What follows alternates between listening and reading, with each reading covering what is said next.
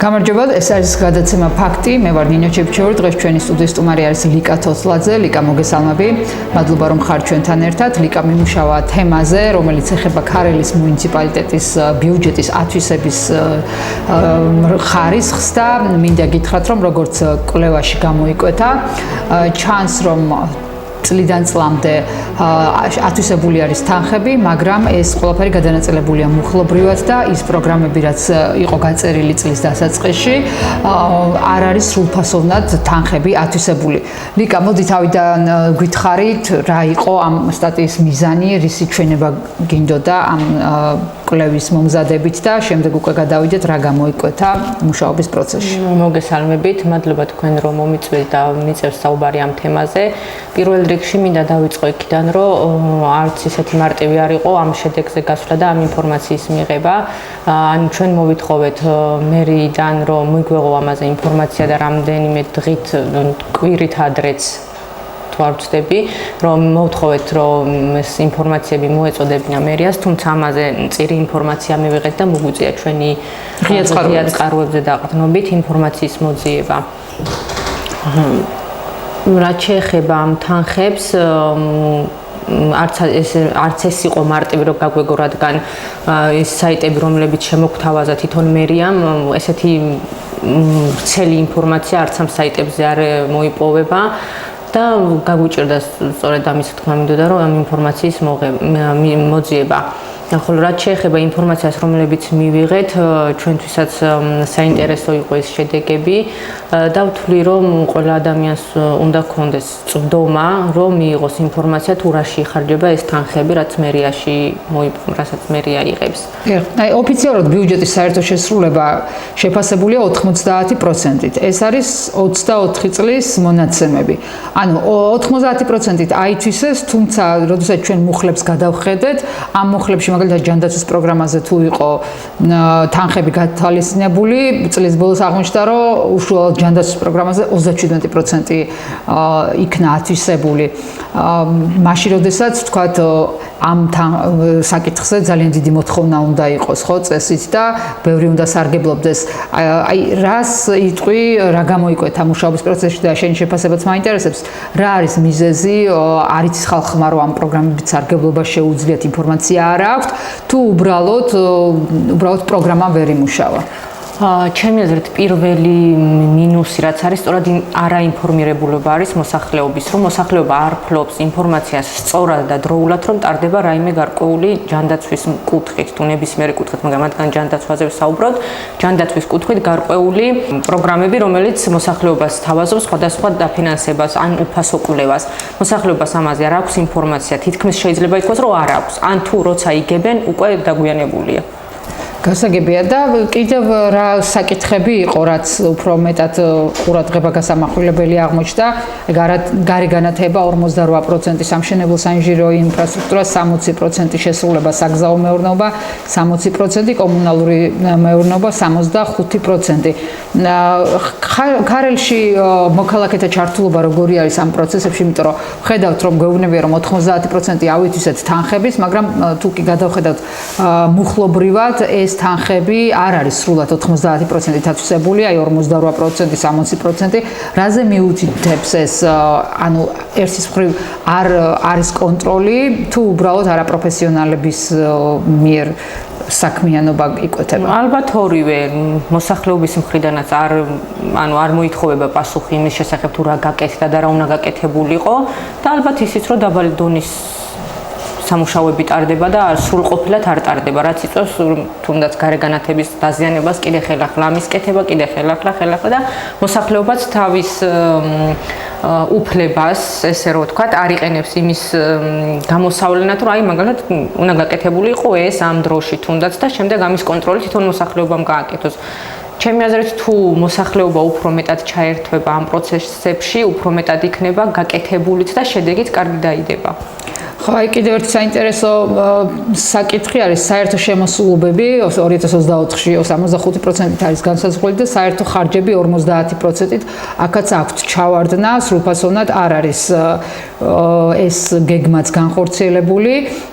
ეკონომიკური განვითარება 100%-იო, სოციალური უზრუნველყოფა 98% და ადმინისტრაციული ხარჯები 87%. ანუ რეალურად როცა შევხედავთ აი ამ დაგეგმილ მოსახლეობისთვის საჭირო საკითხებზე ათვისება შედარებით დაბალია, თუმცა როდესაც საქმე ეხება ხელფასებს და ამ ყველაფერს, რაც ადმინისტრაციულ ხარჯებში გადის, აქ უფრო მაღალი პროცენტული მაჩვენებელი იკვეთება. და ეხლა თვითმმართველობის უფლებამოსილების ვადა იწურება ყველა მუნიციპალიტეტში და რა დაპირებები ახსოვთ ქარელის მუნიციპალიტეტში რა შესრულდა, რა არ შესრულდა, ამაზე ყველა გადაცემაში ვსაუბრობთ ხოლმე ყველა მუნიციპალიტეტის წარმომადგენელთან. თქვენთან რა მოლოდინები იყო 2021 წელს, რა ელოდებოდა ხალხი რომ გაკეთდებოდა ამ თვითმმართველობის პირობებში და შესრულდა თუ არა ეს დაპირებები? მოლოდინი, რა თქმა უნდა, ყოველთვის დაპირება უпростоრად, ყოველთვის მაღალია ვიდრე შედეგი და მოლოდინიც, რა თქმა უნდა, როცა დაპირება მოსახლეობასაც მოლოდინი აქვს, თუმცა როცა საქმე შედეგზე დგება, რა თქმა უნდა, შედეგი ნაკლები არის. მოლოდინები, ასე რომ ვთქვათ, დაპირებული საქმეების გაკეთება და შესრულება ძირითადად ჩვენს სოფლებში, ანუ სოფელს წარმოვადგენდა სოფლებში ძირითადად არის ხომ ეს სარწყავი წყლების მოგვარების პრობლემა და ამ ეტაპზეც თუ არ ვწდები მიმდინარეობს ამის გაკეთება და ესეთი რაღაცები უფრო თორე სხვა რაღაც ესეთი მასშტაბური და რაღაც კიდე უფრო დიდი, რომელიც მოსახლეობას თვითონ ქალებს, ბავშვებს, ესეთი რაღაცები მიზერული. მოსახლეობა არ ითხოვს მით უმეტეს ამ პირობებში, როდესაც ახლა უფრო მეტი შემზღუდავი კანონი არის, ხედავთ თუ არა რაიმე სხვაობას, რომ მაშინ უფრო აქტიური იყო მოქალაქე თუ არ აქვს მათთვის მნიშვნელობა? არა. მაგ მხრივ მოსახლეობის ჩართულობაც ნაკლები არის და წეღანაც აღუნიშნე, ალბათ მოსახლეობა რო ნაკლებად არის ჩართული ამ თვითონ განვითარების პროგრამებში, თვითონ შედეგიც ამის გამოც ალბათ დაბალია. თუ არ მოვითხოვთ, არაფერი არ იქნება. ხო, რაც შეეხება სოფლის კრებებს, იქ თუ შეინიშნება მოქალაქეთა ჩართულობა და ძირითადად რა მიმართულებით აქტიურობენ ხოლმე ახალგაზრდები აქტიურობენ უფრო მეტად უფროსი თაობა თუ რა კატეგორია არის?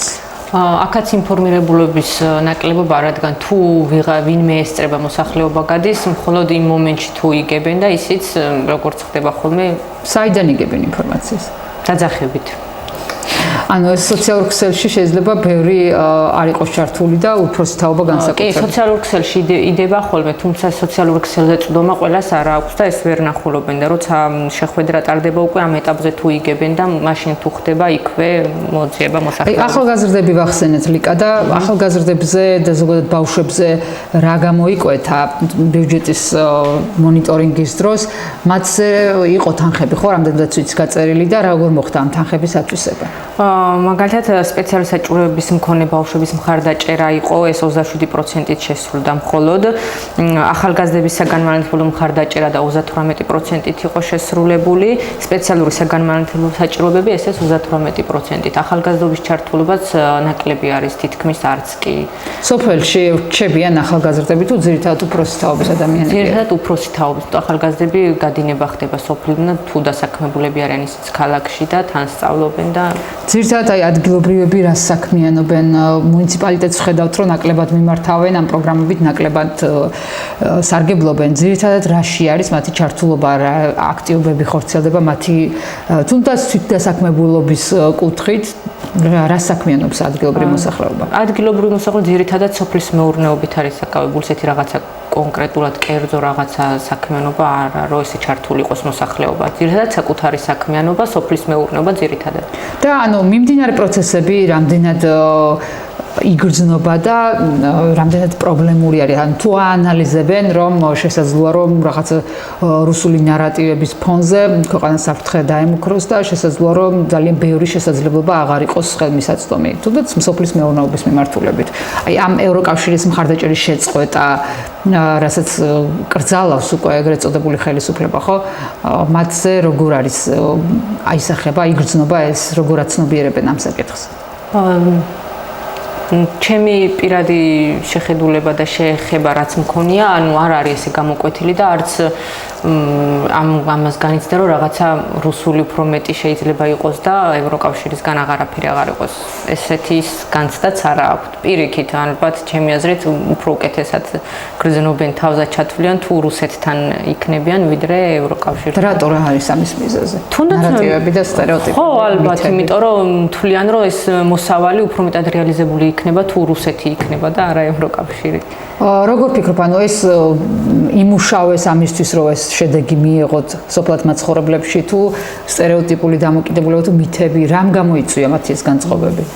ალბათ სტერეოტიპული და იმ ძველი დროის რაღაც ნოსტალგიები მაინც და ხო. ლიკა, შენ ასევე წინა პროექტში იყავი ჩართული ამ ევროკავშირის მითებთან დაკავშირებით და ხშირად ჩვენ საუბრობდით, რომ აი ეს რუსული ბაზარი ზოგს წარმოუდგენლად მიაჩნია, რომ ჩანაცვლდეს ევროპული ბაზრით. აი შენ რას ეტყობდი თუნდაც შენი მუნიციპალიტეტის მოსახლეობას? არაერთი მაგალითი გვაქვს, ვინც შეძლო და გაიტანა საკუთარი პროდუქტი ევროპის ბაზარზე. რამდენად შესაძლებელია ეს და არის თუ არა შეუცვლელი რუსული ბაზარი და მათთვის რა იქნება შენი მესიჯები? მითებთან დაკავშირებით მე პირადადაც მქონია გასაუბრება მოსახლეობასთან და მაინც თვლიან, რომ ევროკავშირი და ევროპის ბაზარი უფრო მეტად რთულად დასათვისებელი იქნება, ვიდრე რუსული იყო. იმიტომ რომ რაღაცა ითხოვენ სპეციალურ ნორმების დაცვას, რომელსაც თვითონ ვერ შეძლებენ და ქართული ბაზარი ვერ აუწყობს ფეხს იმ მოთხოვნებს, რასაც ევროპის ბაზარი მოითხოვს. შენი მესიჯები რა იქნება მათზე? რას უპასუხებდი ამ ნარატივს? ჩემი აზრით და ჩემი მიზანით და ანუ იქაც საუბარი ისე იყო, რომ ანუ ყველაფერი შესაძლებელია, შეუძლებელი არაფერია თუ რუსეთის ბაზარი მოსწონდათ ერთ დროს და მიეჩვენენ ამ რუსულ ბაზარს, შესაძლებელია რომ ფეხი აბუწყოთ და ცხოვრება ისე განვითარდა და დღევანდელ დღეს 21 საუკუნეში ყველაფერი ისე განვითარებული, რომ როგორც ევროპა მოითხოვს ევროპის ბაზარი, შეუძლებელი არ არის რომ ვერ დავეწიოს და ვერ შევასრულოთ ის პირობები. შიდა ქართლიდან გვყავს უკვე წარმატებული ფერმერები, ვინც გავიგე. და შესაძლებელია და იქაც აღუნიშნეთ მოსახლეობასთან, მაგრამ მაინც რაღაც უნდობლობა არა, უფრო პესიმისტურად არიან განწყობილები, რომ თვითონ ვერ შეძლებენ და რაღაც ალბათ გარკვეულ ფინანსებთანაც იქნება რა თქმა უნდა დაკავშირებული, რომ მოსავალი იმდენად ჯანსაღი და სასარგებლო იყოს, რომ შეიტანოს ევროპის ბაზარმა ეს აქ წარმოებული პროდუქცია. ხო, ეს ერთი შეხედვით ესე ჩანს, მაგრამ რეალურად თუ დაუკვირდებით, უნდა გვესმოდეს, რომ თუ კი ევროკავშირი ითხოვს სტანდარტს და რაღაც ნორმების დაცვას, ეს ნიშნავს, რომ ის ფიქრობს საკუთარ მოქალაქეებზე, რას შეიტანენ ისინი და რას გაასაღებენ და გაავრცელებენ საკუთარ ქვეყანაში. თუმცა რუსეთი რამდენად ხედავს ამას და რამდენად ითხოვს ამ სტანდარტებს, ხედავთ, რომ ნებისმიერი პროდუქტის გამეტება ხდება საკუთარი მოქალაქეებისთვის და აქაც რაღაც პარალელები მოქალაქეებმა უნდა დაინახონ. ჩემი აზრით ისეც არაფერს არ გთხოვენ, ალბათ რისის შესაძლებლობაც არ გვაქვს. ითხოვენ იმას, რის გაკეთებაც შეგვიძლია და სწორედ ჩვენც უნდა შევძლოთ, რომ შევიტანოთ ისეთი პროდუქტი, რომელსაც თვითონ ევროპა მოგთხოვს. და გაცილებით მეტი შემოსავალი ექნება. შემოსავალიც მეტი იქნება. კი, და ბიუჯეტს რო დაუბრუნდეთ და ბარიღამ შევაჯამოთ გადაცემის დასასრულისკენ, რა რეკომენდაციები გექნება ქარელის მუნიციპალიტეტის მერიისთვის? ეხლა ახალი თვითმმართველობა იქნება, ძალიან მარლე და როგორ უნდა იმუშაოს იმისთვის, რომ ეს ხარვეზები გამოასწოროს? ვთვლი, რომ ალბათ უფრო მეტად ხელმისაწვდომი უნდა გახადონ მოსახლეობისთვის ის ყველაფერი, რასაც ვითხოვდით ჩვენც და სხვა მოსახლეობამაც ნახოს და შესაძლებლობა ქონდეთ ამ ყველაფრის ნახვის და დამალული არაფერი არ არის ისედაც. სერვისების მიწოდების კუთხით აი ესეთი ჩავარდნები რო არ ქონდეთ, რა არის შესაძლებელი რის გაკეთება? ასეც კონტროლი და მეტი ინფორმირებულობა, უფრო ხელმისაწვდომად მიწოდება ინფორმაციის. ქარელში, როგორც ვიცი, ბეჭდური გამოცემა აქვთ ხო მუნიციპალიტეტის გაზეთი. აი მსგავსი სერვისების შესახებ თუ იბეჭდება ინფორმაცია, ან რა იბეჭდება იმ გაზეთში? გაკეთებული ინფორმაცია, რაღაც გაკეთებული საქმე. ძალიან ცუდია, იმიტომ რომ ეს რეალურად მიზანი უნდა იყოს ამ გამოცემის იმ ადამიანებისთვის ინფორმაციის მიწოდება, რომლებსაც ინტერნეტის მოხმარება არ შეუძლიათ, ან ხელი არ მეუწდებათ სოციალურ მედიაზე და აქ უნდა იბეჭდებოდეს ალბათ ზუსტად ეს პროგრამები, რისი უფლება აქვთ, რომელი პროგრამებით სარგებლობა შეუძლიათ ადგილობრივებს, რა კატეგორიას და ასე შემდეგ. თუმცა ამ გაზეთის ხელმისაწვდომობაც რამდენად მოსახლეობისთვის შესაძლებელია? ანუ ისე თავის ამორჩეულს ურიგებენ, ასე გამოდის. ხო, იმიტომ რომ მე პირადად მივდიოდი და მომქონდა გაზეთი, რომ ინფორმაცია მომეძებინა, რა ინფორმაცია იბეჭდებოდა და მოსახლეობას რამდენად ხელი მიუწვდება, რომ ესე აიღოს და წაიკითხოს. ანუ თვითონ არიგებენ თუ როგორ ხდება ამისი გავრცელება. ხო, ჩემი ინფორმაციით სოფლის წარმომადგენლებს მიაქვთ ხოლმე. ანუ მე რაც მინახია, სოფელში არის ხოლმე გამოკრული, რამდენიმე სოფელში მინახია, რომ გაზეთია გამოკრული იყოს, კი. გასაგებია, ვფიქრობ, რომ საინტერესოა ის, რომ თვითონ ადგილობრივი თვითმმართველობა, ახალი თვითმმართველობა ვინც მოვა, უნდა გაითვალისწინოს ეს რეკომენდაციები, ეს ჩავარდნები, რაც ბიუჯეტის ათვისებას ეხება, იმიტომ რომ ეს არის ხალხის ფული და ხალხმაც უნდა გააცნობიეროს, რომ თამამად მოითხოვონ მათი გადასახადებიდან ბიუჯეტში შესული თანხის მიზნობრიობა და მუხლიდან მუხლში გადატანა თანხების და შემდეგ საბოლოო ჯამში წლის ბოლოს თქვა, რომ 90% თანხების ათვისება მოხდა, ეს არის უბრალოდ ჩემი აზრით მოსახლეობის მოტყუება, ასე რომ საინტერესო საკითხებით შემდეგ გადაცემაში ასევე ვისაუბრებთ ადგილობრივი თვითმმართველობის საქმიანობის შესახებ.